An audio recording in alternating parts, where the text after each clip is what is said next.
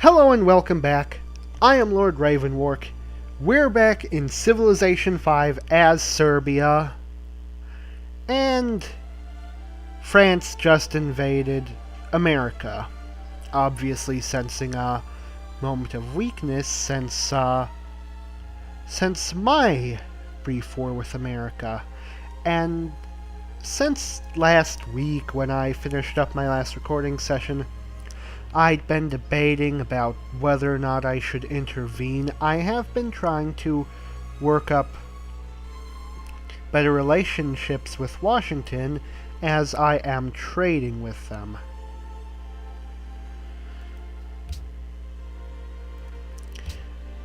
However, one thing I realized is that, and part of this is as I was getting started doing my setup, noticed these Greek units massing right at the corner here between my territory, the American territory, and Greece, which means either they're going to go in on America too, or they're going to go in on me. And so if America's facing a double front, I'd need to protect against both France and Greece, and I'm pretty sure I'm trading with Greece as well. Not to mention, fighting to protect America would be exceedingly challenging, as I don't have open borders with them. I didn't think to demand that in the peace.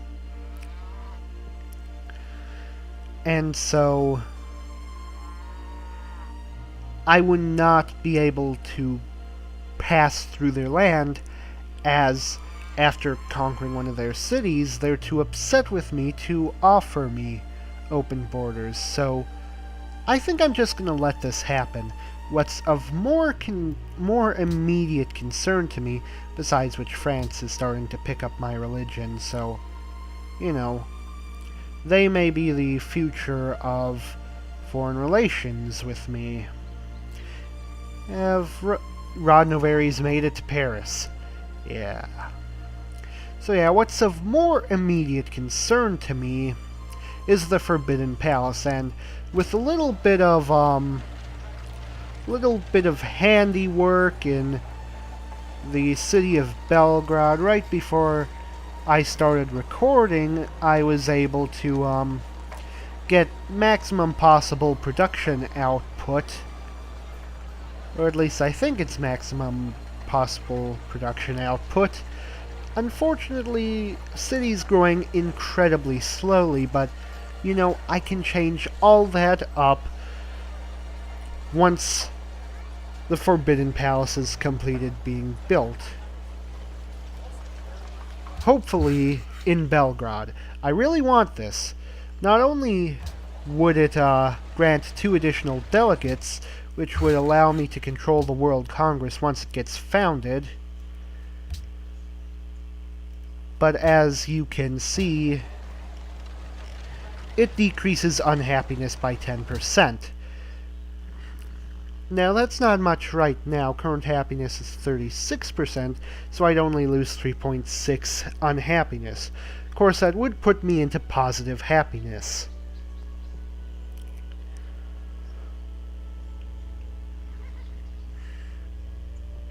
But as Serbia grows and as we get more cities, that bonus will increase. In fact, what was I talking about? I don't know. Couldn't have been so important. Onwards. We need you to... Why don't you put a farm right there?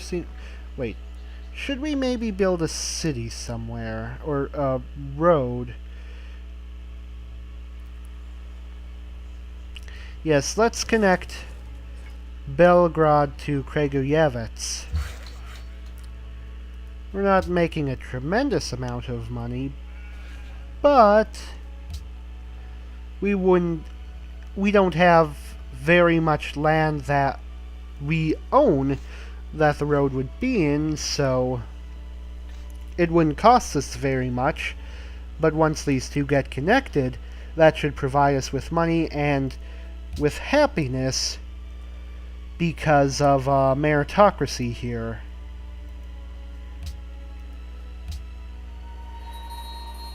The reason I'm talking about happiness is I got into a bit of a flame war over whether or not it was powerful to do massive empires and domination games.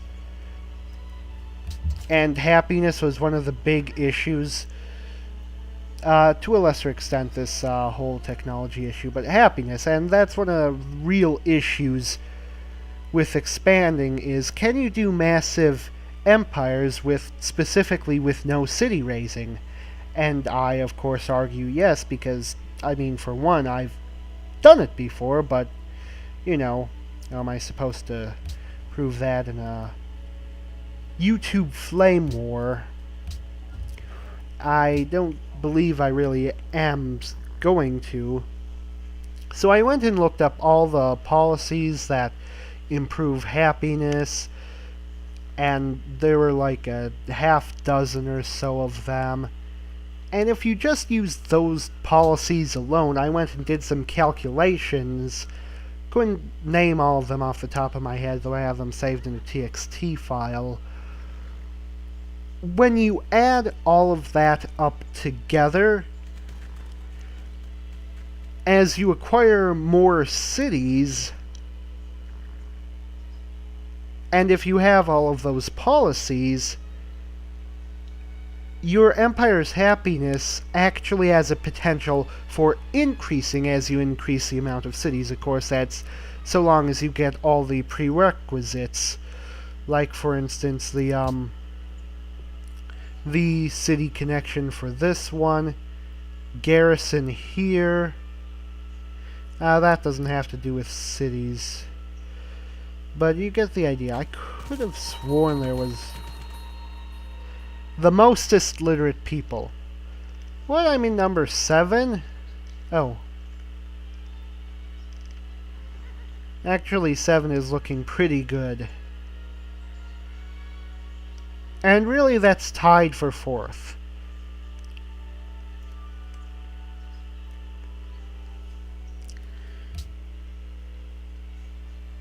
Tied for 4th. Ah, finally! Glorious Rodnovery has reached Boston. God, I really need to stop talking. I'm gonna have to edit a lot of this gibberish out. Which sucks because I hate editing, but yeah. No point leaving something in if it's not going to be entertaining, so... Greece. Are you going to be invading? I don't know, maybe not. Maybe they're just trying to flex their muscles, look tough. Yes, Greece, you look very tough. Very scary and intimidating. Now stay out of my country or I'll murder all of you. I'm thirsty.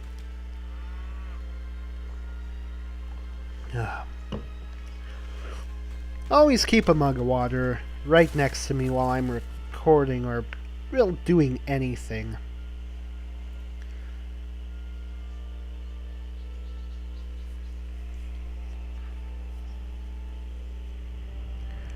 Yeah, no. No.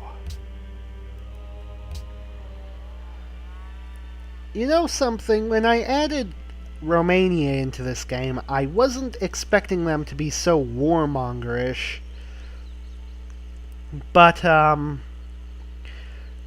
also wasn't expecting them to be led by Count Dracula himself, Vlad the Third Tepish, the Impaler, Drakal, Duke of the Voidship of Wallachia. And if you think that's a long name, wait until you hear the names of some Spanish royalty.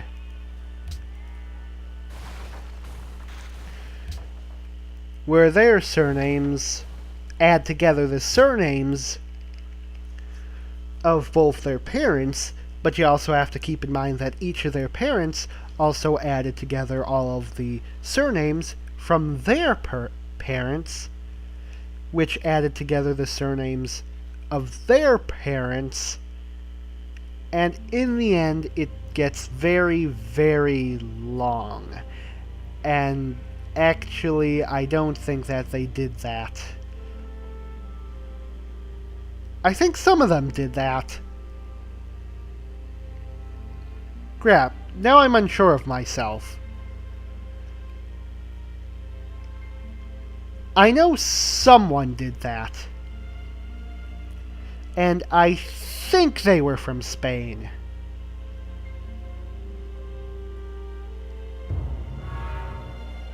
Okay.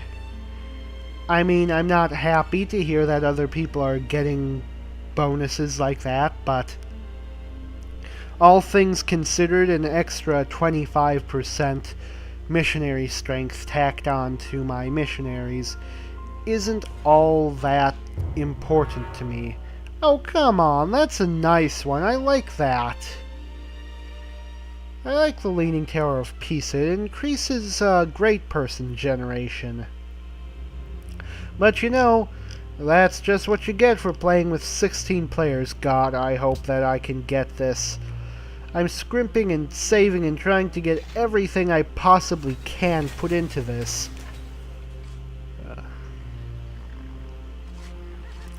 I am going to be so upset if I fail to get it by one turn. Not just because I'd be failing to get it by one turn, but because I had actually forgot for a few turns after getting the technology to start building it. So it could have easily have been avoided if I had simply thought to get it. So, Kragujevets, why don't you build a lot... Is it a library we want? Yeah, library sounds... Wait, did I read that correctly? You don't have a monument? Well, get yourself a fucking monument. I said get yourself a... Okay, that's weird. Get yourself a fucking monument. We need culture.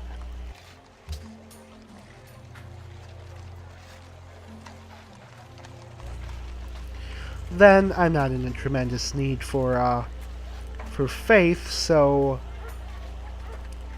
workshop and then bank.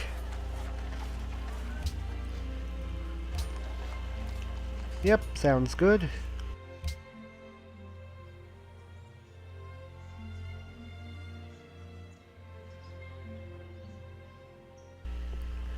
Okay, you get me a bank for the money. No, that's the wrong city. My game is getting buggy. Then a university and a workshop. And is there anything else we're in dire need of? Not dire need.